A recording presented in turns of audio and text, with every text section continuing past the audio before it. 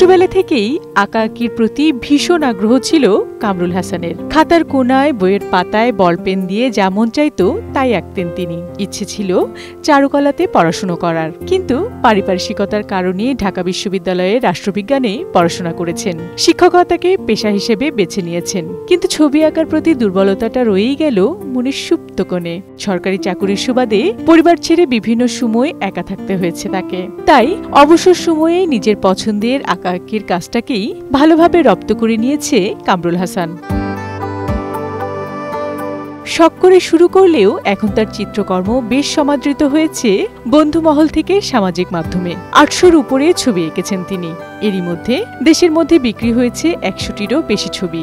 দেশের গণ্ডি পেরিয়ে কামরুল হাসানের ছবি জায়গা করে নিয়েছে বিদেশেও। বইয়ের প্রচ্ছদ করেছেন ১৪টি।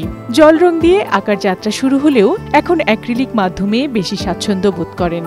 বাংলার প্রকৃতি ভীষণভাবে পছন্দ কামরুল হাসানের, তাই গ্রাম বাংলার নির্মল প্রকৃতি উঠে আসে তার ক্যানভাসে। দেশের বাইরে যে ছবিগুলো বিক্রি হয়েছে তা সবই বাংলাদেশকে প্রতিনিধিত্ব করে এমন ছবি।